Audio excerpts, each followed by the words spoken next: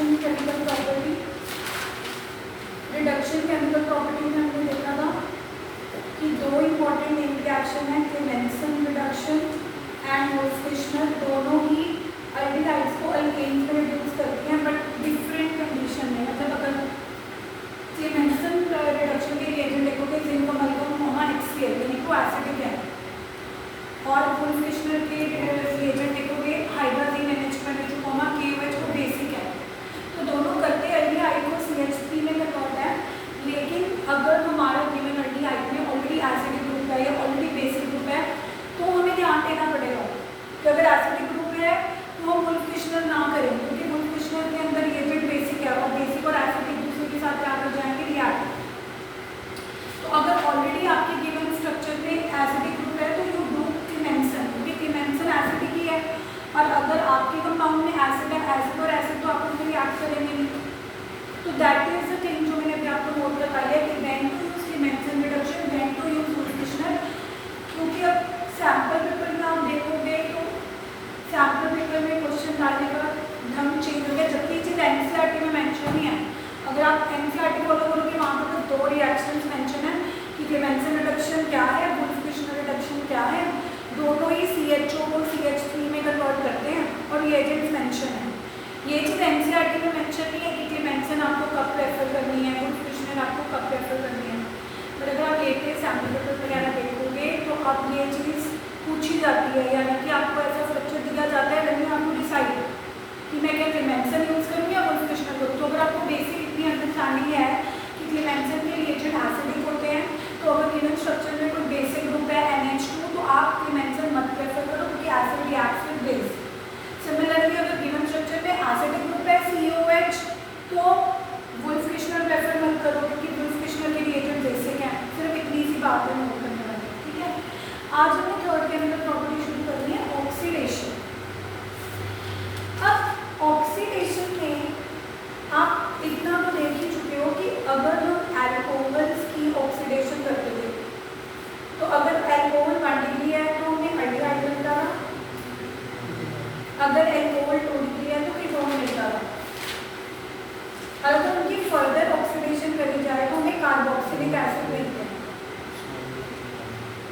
और हमने ये पढ़ा था कि अगर हम माइल्ड ऑक्सीडाइजिंग एजेंट यूज करेंगे, माइल्ड यूज करेंगे तो अल्डिहाइड मिलेंगे, स्ट्रॉन्ग करेंगे तो कार्बोक्सिलिक एसिड मिलेंगे। तो ये हमारे दिमाग में है। अब आज हमारी केमिकल प्रॉपर्टी चल रही है अल्डिहाइड और कीटोन की। तो हम यहाँ से शुरू करेंगे कि अल्डिहाइड और कीटोन की ऑक्सीडेशन करने में क्या मिलता है, क्योंकि ऑलरेडी नो कि अगर अल्डिहाइड है वो भी ऑक्सीडाइज किसमें होता है, कार्बोक्सिलिक एसिड में, और कीटोन है तो वो भी किसमें ऑक्सीडाइज होता है। But there is a difference. Difference ये है कि अगर आप कोई अल्डिहाइड लेते हो, लेट्स से मेरे पास कोई अल्डिहाइड है, मैं जनरल फंक्शन जनरल ले रही हूँ अल्डिहाइड, इसको ऑक्सीडाइज करना कहीं ना कहीं आसान है। क्यों आसान है, क्योंकि अल्डिहाइड का फंक्शनल ग्रुप क्या होता है, C डबल बॉन्ड और H।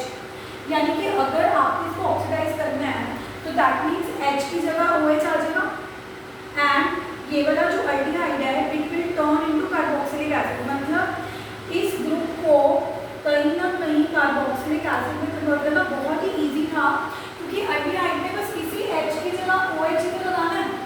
लेकिन व्हाट अबाउट कीटोन, कीटोन में C डबल बॉन्ड O के दोनों साइड एक आइल ग्रुप है।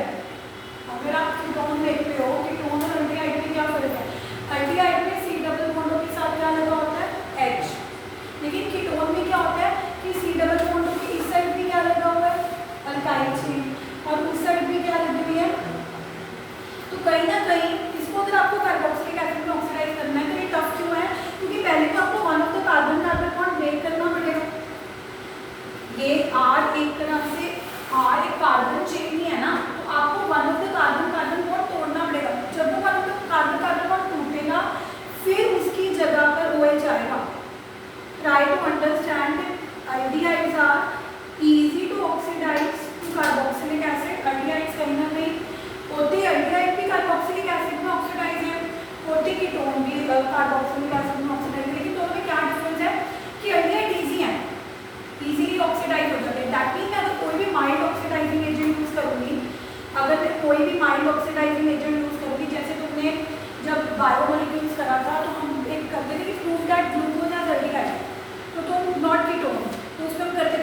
ब्रोमीन वाटर के साथ जब हम ग्लूकोज की रिएक्शन करते हैं तो ग्लूकोज ग्लूकोनिक एसिड में बदल जाता है। तो दिस प्रूव्स कि उसके अंदर अल्डिहाइड है, क्योंकि ब्रोमीन वाटर एक माइल्ड ऑक्सीडाइजिंग एजेंट है। माइल्ड ऑक्सीडाइजिंग एजेंट अल्डिहाइड को तो ऑक्सीडाइज कर लेते हैं, क्योंकि अल्डिहाइड इजीली ऑक्सीडाइज हो जाते हैं। तो अगर हम कोई भी माइल्ड ऑक्सीडाइजिंग एजेंट यूज करेंगे तो अल्डिहाइड तो ऑक्सीडाइज हो जाएंगे, but ketone mild oxidising agent से ऑक्सीडाइज नहीं होंगे। तो साइंटिस्ट ने कहा कि क्यों ना इसी प्रॉपर्टी को यूज करें to distinguish aldehyde and ketone. मान लो मैं आपको टेस्ट ट्यूब में एक सॉल्यूशन देखूं और मैं आपसे पूछूं कि कोई ऐसा टेस्ट करो कि पता लग जाए कि इसके अंदर अल्डिहाइड है कि कीटोन है। आप कहोगे कि मैम इसको ऑक्सीडाइज करके देख लेते हैं। अगर ये ऑक्सीडाइज हो गया तो it means mild oxidising agent से अगर ये ऑक्सीडाइज हो गया तो मतलब ये अल्डिहाइड है, और अगर माइल्ड ऑक्सीडाइजिंग एजेंट से ऑक्सीडाइज नहीं हुआ तो ये कीटोन है। अब माइल्ड ऑक्सीडाइजिंग एजेंट चूज कौन सा करें? ऐसा चूज करें ना कि जो ऑक्सीडाइज हो तो पता भी लगे। मतलब आप mild oxidising agent bromine water use कर लोगे तो पता कैसे लगेगा कि हाँ सच में रिएक्शन हुई है, क्योंकि कोई ऑब्जर्वेबल चेंज भी तो आना चाहिए। तो दो रिएजेंट्स हैं जो यूज करे जाते हैं, एक टॉलेंस और एक फैलिक्स। टॉलेंस और फैलिक्स दोनों ऐसे माइल्ड ऑक्सीडाइजिंग एजेंट हैं जो अल्डिहाइड को ऑक्सीडाइज करेंगे बट कीटोन को नहीं करेंगे, और जैसे ही करेंगे कुछ चेंज नजर आएगा टेस्ट ट्यूब में, जिससे पता लग जाएगा कि अगर चेंज आ रहा है तो अल्डिहाइड है, और अगर चेंज नहीं आ रहा तो अब चेंज क्या आता है और क्या रिएक्शन होती है वो हमने आज देखनी है।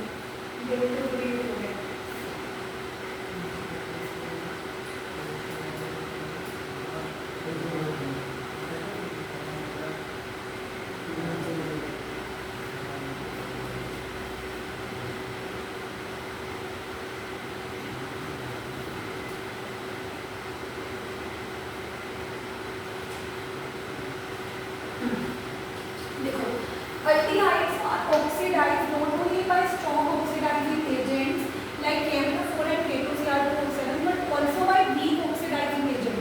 कहते हैं aldehyde जो होते हैं, aldehyde एक ऐसी फैमिली है जो strong oxidizing agent से तो हो ही जाएगी ऑक्सीडाइज, बट वो weak या mild oxidizing agent जैसे कि ब्रोमीन वाटर जो आपने कार्बोहाइड्रेट्स में यूज किया था उनसे भी हो जाता है। लेकिन मैंने तुम्हें बोला ना कि हमने ऐसे रिड्यूसिंग एजेंट्स ऐसे ऑक्सीडाइजिंग एजेंट यूज करते हैं जो माइल्ड भी हो बट और अल्डिहाइड को ऑक्सीडाइज करने में कुछ चेंज नजर आए। तो सबसे पहला जो रिएजेंट यूज किया जाता है वो टॉलेंस रिएजेंट। टॉलेंस रिएजेंट की नाम क्या है? Ammoniacal silver nitrate. Ammoniacal silver nitrate to metallic silver. अब देखो मैं आपको बताती हूँ करता क्या। देखो टॉलेंस रिएजेंट क्या होता है? जब आप अल्डिहाइड में टॉलेंस रिएजेंट डालते हो, टॉलेंस रिएजेंट का फॉर्मूला कैसे याद करना है? It is silver ammoniacal nitrate. Nitrate is NO3 negative, लेकिन आप रिएक्शन में NO3 नेगेटिव नहीं लिखोगे, क्योंकि जब हम ये रिएक्शन लिखेंगे टॉलेंस रिएजेंट वाली सिर्फ आयनिक रिएक्शन लिखेंगे। आयनिक रिएक्शन में सिर्फ वही आयन्स लिखे जाते हैं जो एक्चुअल में पार्टिसिपेट करते हैं। तो अगर आपसे पूछे टॉलेंस रिएजेंट है क्या, it is silver ammoniacal nitrate. लेकिन जब आप फॉर्मूला लिखोगे, फॉर्मूला आपने टॉलेंस रिएजेंट का सिर्फ क्या लिखना है? ब्रैकेट में सिल्वर, अमोनियकल के लिए दो मॉलिक्यूल्स अमोनिया के, बाहर positive charge, nitrate NO3 negative नहीं लिखना, प्लस OH नेगेटिव क्यों लिखना है? क्योंकि रिएक्शन बेसिक मीडियम में होती है। अभी करता क्या है? जैसे आप टेस्ट ट्यूब में ये टॉलेंस रिएजेंट डालोगे, यानी कि AgNH3 पॉजिटिव डालोगे, ये इसको ऑक्सीडाइज कर देगा अल्डिहाइड को। क्यों ऑक्सीडाइज करेगा? क्योंकि ये ऑक्सीडाइजिंग एजेंट है। अब जैसे ही अल्डिहाइड ऑक्सीडाइज होगा तो अल्डिहाइड तो किसमें कन्वर्ट हो गया? RCOH, यानी कि कार्बोक्सिलिक एसिड में। लेकिन ये H पॉजिटिव इसलिए नहीं लिख रहे क्योंकि आयनिक इक्वेशन में जो आयन्स बन रहे हैं वही दिखा रहे हैं। अब जैसे ही अल्डिहाइड को ऑक्सीडाइज करेगा ना, खुद ये टॉलेंस रिएजेंट जिसमें Ag ब्रैकेट के अंदर था और उसके ऊपर कौन सा चार्ज था? पॉजिटिव, ये ब्रैकेट से बाहर आ जाएगा Ag की फॉर्म में सिल्वर। यानी कि क्या होगा? जैसे आप टेस्ट ट्यूब में रिएक्शन करोगे, टेस्ट ट्यूब की वॉल्स में सिल्वर चमकने लगेगा, चांदी बन जाएगी। और ये सच में मतलब कई बच्चे उस चांदी को खुदरने की भी कोशिश करते हैं कि चांदी बन गई है कि हम निकाल लें थोड़ी सी। तो कहने का मतलब इस रिएक्शन का क्या फायदा हुआ? जैसे आपने टेस्ट ट्यूब में टॉलेंस रिएजेंट डाला, अगर उसमें सच में अल्डिहाइड है, रिएक्शन हुई है, तो सिल्वर मिरर बनने लग जाएगा वॉल से। सिल्वर मिरर क्यों बनेगा? क्योंकि टॉलेंस रिएजेंट कहीं ना कहीं सिल्वर का कंपाउंड है, वो किस में रिड्यूस हो रहा है? सिल्वर में। तो पता लग जाएगा, देखो ऐसे होगी रिएक्शन।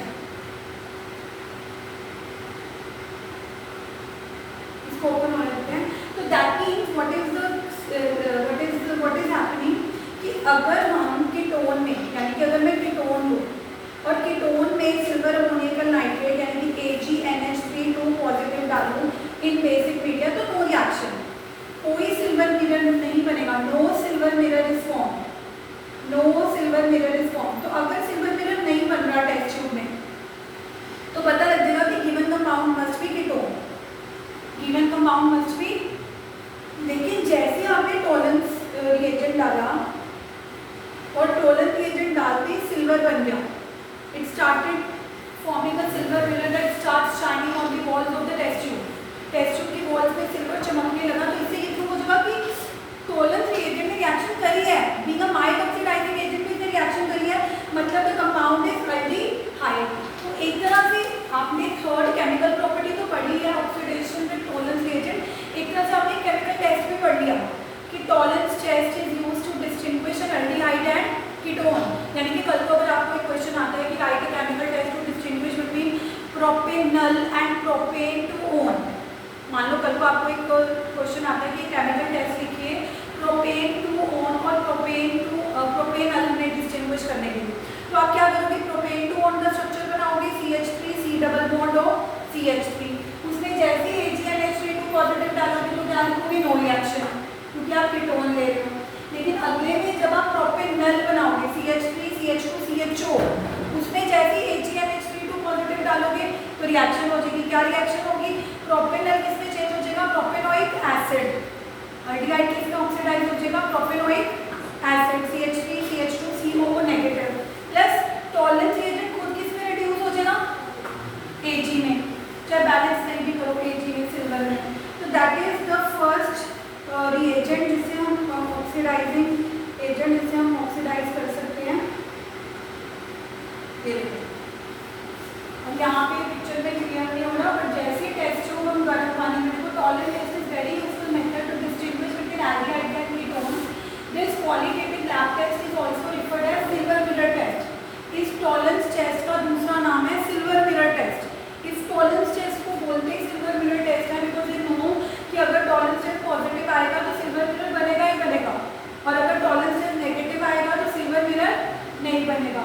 इसमें वही लिखा है, on forming an aldehyde with freshly prepared ammonium silver nitrate solution, यानी कि अगर एल्डिहाइड के अंदर टॉलेंस एजेंट डाला जाएगा तो क्या बनने वाला है, bright silver mirror due to the formation of silver metal. Reaction यहाँ लिखी हुई है, बोलो मेरे साथ, एल्डिहाइड का फॉर्मूला RCHO, टॉलेंस एजेंट का फॉर्मूला जो सिर्फ हमें लिखना है वो कौन सा है, ब्रैकेट में AgNH3 ब्रैकेट में पॉजिटिव प्लस अल्कीन मीडियम के लिए OH नेगेटिव, और एल्डिहाइड किसमें ऑक्सीडाइज हो जाएगा, RCOO नेगेटिव, H पॉजिटिव हटा देंगे तो नेगेटिव लिखना जरूरी है, मिसप्रिंट है। टॉलेंस एजेंट को किसमें रिड्यूस हो जाएगा, 2Ag, और बाकी वाटर और अमोनिया रिलीज हो रहे हैं, ठीक है। तो this is the first test. पहला ऑक्सीडाइजिंग एजेंट तो टॉलेंस एजेंट रहा जो एल्डिहाइड और कीटोन को डिस्टिंग्विश करने के लिए यूज होता है। दूसरा माइल्ड ऑक्सीडाइजिंग एजेंट जो टॉलेंस एजेंट की तरह ही एल्डिहाइड को ऑक्सीडाइज करता है बट कीटोन को ऑक्सीडाइज नहीं करता, that is falling free agent. Third आपने पैरेटिकली करना, आपने सिर्फ दो ही करने हैं क्योंकि आपके सिलेबस में दो है, पहला टॉलेंस है, अगला कौन सा है, फैलिंग।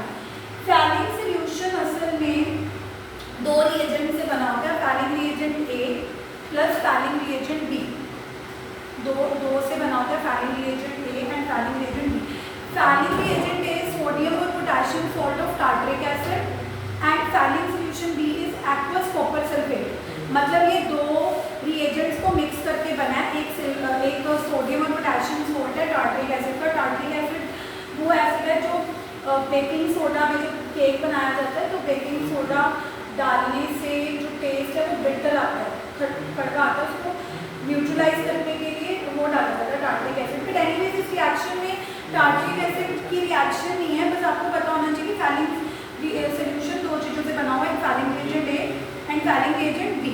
B क्या है, अल्कलाइन कॉपर सल्फेट। अब देखो इसमें करना क्या है, फैलिंग एजेंट में फैलिंग एजेंट तो यही करता है कि एल्डिहाइड को ऑक्सीडाइज करता है, कीटोन को ऑक्सीडाइज नहीं करता। अब फैलिंग एजेंट जो भी है, you know, it is a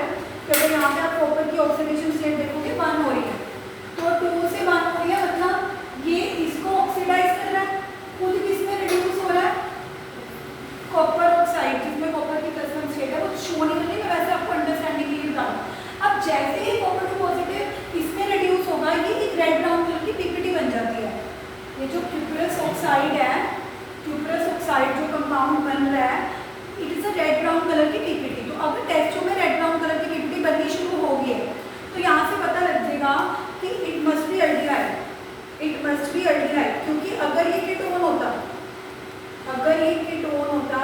तो ये अगर आप कॉपर टू पॉजिटिव आयंस डालते, यानी कि अगर आप फैलिंग सोल्यूशन डालते तो नो रिएक्शन होती, रेड ब्राउन पीपीटी बनता ही ना। तो जैसा एक टॉलरेंस रिएजेंट डालने पर क्या बन रहा था, सिल्वर मिरर, टॉलरेंस रिएजेंट डालने पर क्या बन रहा था, सिल्वर मिरर। तो प्रूव हो रहा था कि test tube must have the aldehyde and not ketone. ऐसे ही फैलिंग रिएजेंट डालने पर क्या बन रहा है, रेड ब्राउन कलर की पीपीटी। रिएक्शन और भी इजी है, रिएक्शन बोलो मेरे साथ। अल्डिहाइड का फॉर्मूला RCHO, फैलिंग रिएजेंट का पूरा फॉर्मूला तो कोई कहीं बुक में मेंशन ही नहीं है, बस आपको इतना याद रखना है कि it is like copper sulphate का सॉल्यूशन, तो उसके copper two positive ions participate करेंगे तो हमें सिर्फ कौन से आयंस मेंशन करने हैं, कॉपर। अल्कलाइन मीडियम में हो रही है रिएक्शन तो OH नेगेटिव। अल्डिहाइड किसमें ऑक्सीडाइज हो रहा है, कार्बोक्सिलेट आयंस यानी कि RCOO नेगेटिव, और copper two positive ion falling reagent के किसमें रिड्यूस हो रहे हैं, CU2O which is the red brown colour की पीपीटी। तो अगर रेड ब्राउन कलर की पीपीटी बन रही है तो हमारे पास ये प्रूव हो जाएगा it must be a aldehyde.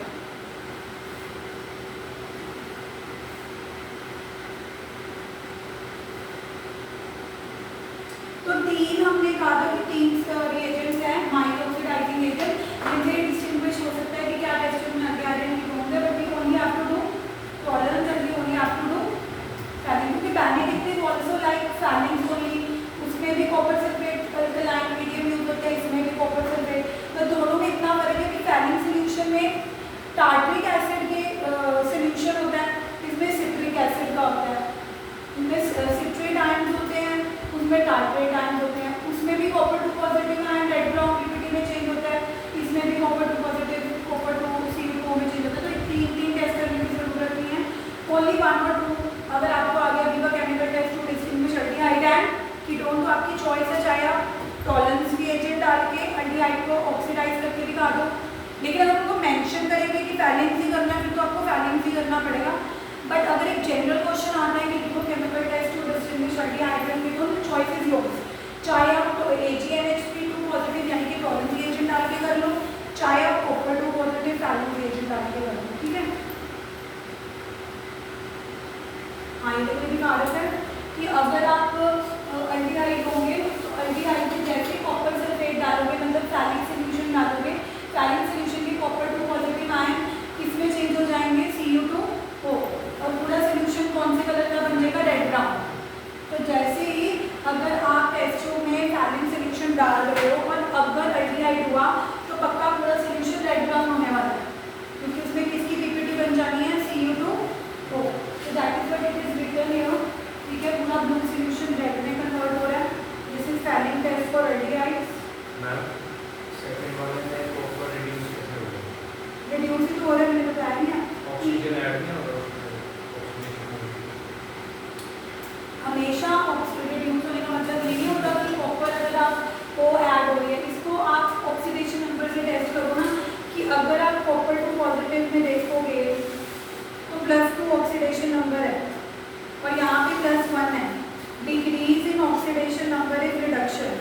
बाकी अगर आप ऑक्सीजन के पॉइंट ऑफ व्यू से देख रहे हो कि यहाँ पे ऑक्सीजन है यहाँ पे नहीं है, तो यहाँ पे आप इसका पूरा फॉर्मूला चेक कर रहे हो, copper two positive ions copper sulphate से आ रहा है, तो एक तरह से वहाँ पे तो 4 ऑक्सीजन है फिर, और यहाँ पे तो सिर्फ कितना ऑक्सीजन रह गया, ठीक है ना। हम ऑक्सीजन वाला मेथड यहाँ पे नहीं अप्लाई कर सकते क्योंकि हम आयनिक इक्वेशन इन्वॉल्व कर रहे हैं।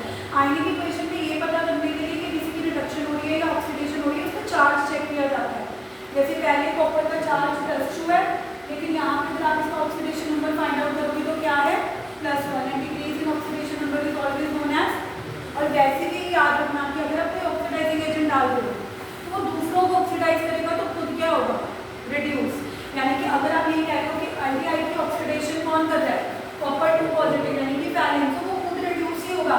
ऐसा नहीं हो सकता कि वो दूसरे को भी ऑक्सीडाइज कर दे और खुद भी क्या हो जाए, oxidise, because oxidation and reduction happens simultaneously hand on hand, कि अगर एक रिडक्शन हो रही है तो उसके साथ क्या होगी, ऑक्सीडेशन। ऐसा नहीं हो सकता कि एक दूसरे से चांस की भी ऑक्सीडेशन होगी और उसकी खुद की भी क्या होगी, oxidation, that is not possible.